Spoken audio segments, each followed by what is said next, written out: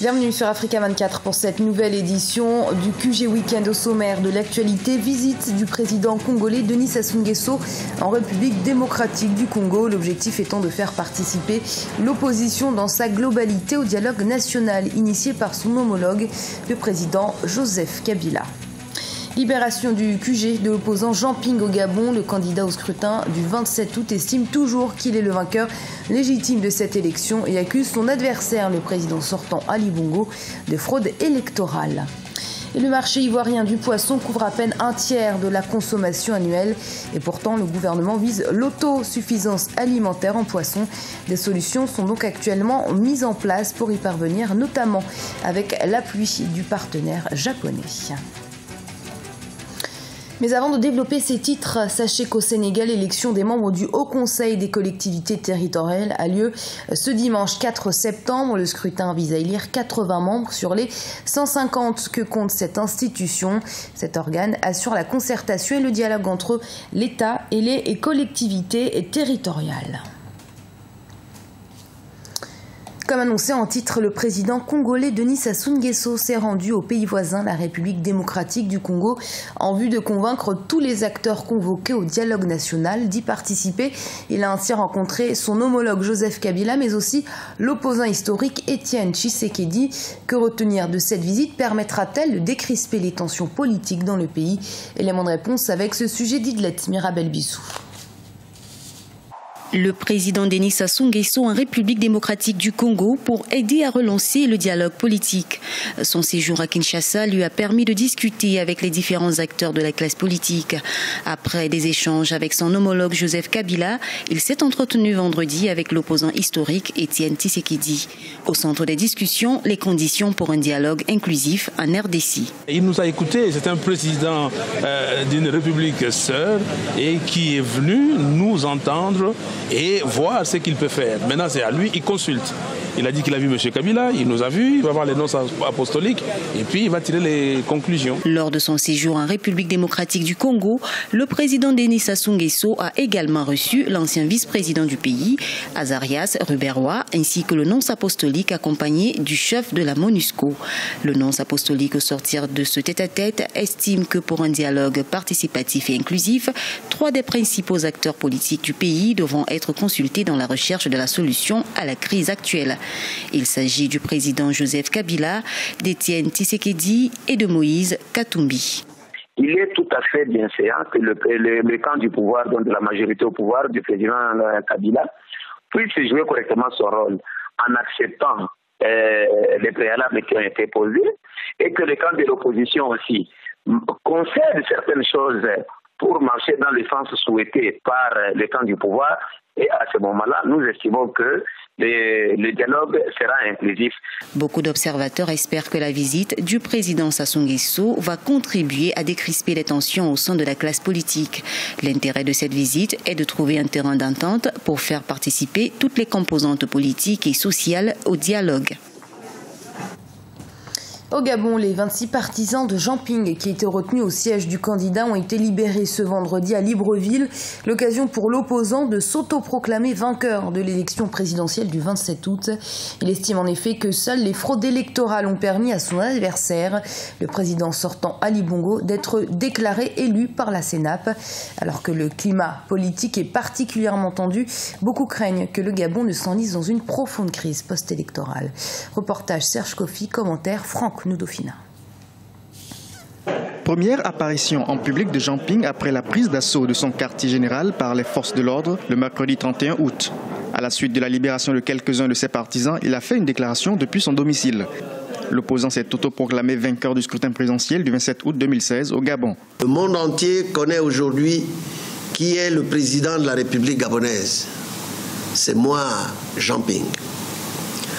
Dans notre pays, chacun voit bien qu'à chaque fois que le peuple gabonais a choisi son président, les forces obscures se sont toujours arrangées pour placer à la tête de l'État celui qui n'a pas été choisi. Ensemble, nous avons décidé que ce temps est désormais révolu.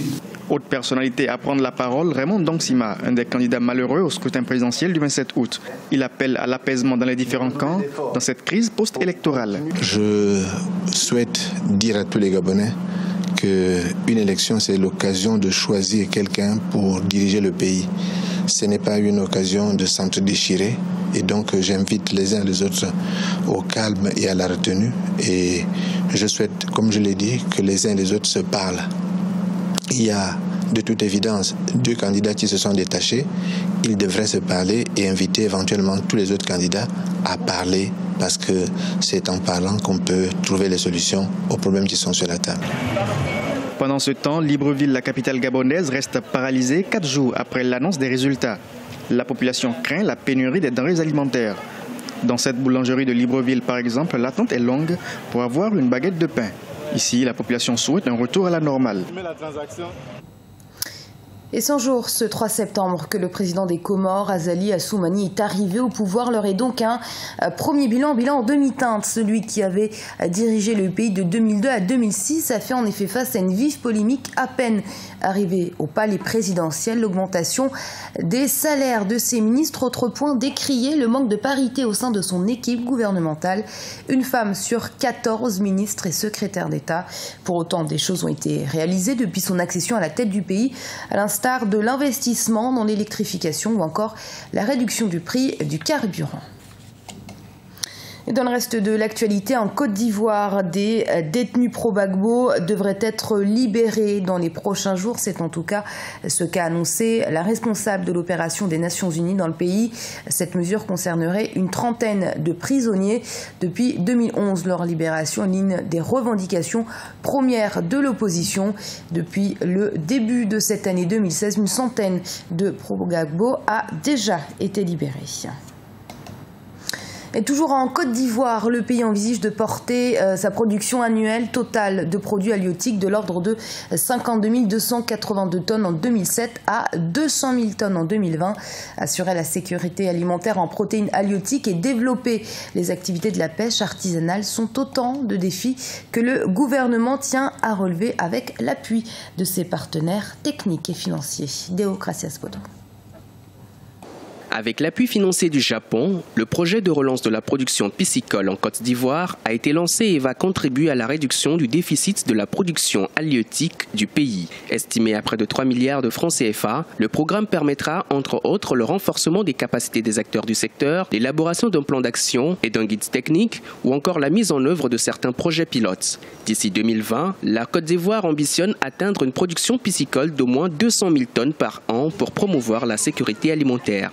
C'est déjà bon qu'on fasse déjà un état des lieux et qu'on sache effectivement qu'il y a un déficit et que le gouvernement prenne effectivement des décisions et des dispositions pour pouvoir, même si ce n'est pas en 2020, 2025, 2030. En tout cas, il faut déjà que cela soit une affaire nationale effectivement ici. Parce que là, il y a le plan de la forme, les jeunes ne s'intéressent pas effectivement à la pisciculture, donc il va falloir effectivement réactiver, moderniser les écoles. Il va falloir aussi moderniser le port. Il faut aussi un engagement ferme de l'État et donc les moyens. Il ne suffit pas de dire qu'il faut que l'acte vraiment joigne effectivement à cette volonté du gouvernement. La Côte d'Ivoire vise l'autosuffisance en produits halieutiques à l'horizon 2020. Les autorités tentent de développer les activités de la pêche artisanale, l'un des principaux défis pour atteindre cet objectif. Selon le Programme alimentaire mondial, les atouts naturels de la Côte d'Ivoire sont considérables et surtout propices à l'implantation d'exploitations aquacoles. Le pays dispose également d'une riche faune aquatique renfermant plus de 100 différentes espèces de poissons. Récemment, un plan stratégique de développement de l'élevage, de la pêche et de l'aquaculture a été mis en œuvre nécessitant un investissement de près de 450 000 milliards de francs CFA. L'objectif de ce projet, c'est d'abord de nous tourner vers la pisciculture qui est la voie indiquée pour pouvoir répondre à nos besoins halieutiques au niveau de la Côte d'Ivoire.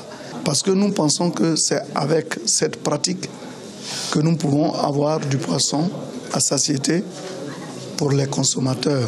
En Côte d'Ivoire, la consommation des produits halieutiques reste fortement marquée par les importations, soit environ 320 000 tonnes par an selon les estimations, pour une production locale moyenne d'environ 42 000 tonnes. Le secteur de la pêche et de l'aquaculture représente 3,1% du PIB agricole et 0,74% du PIB total. Et ce journal a été réalisé par l'ensemble de la rédaction. Merci de l'avoir suivi. Restez sur Africa 24. Dans un instant, une nouvelle édition de l'information.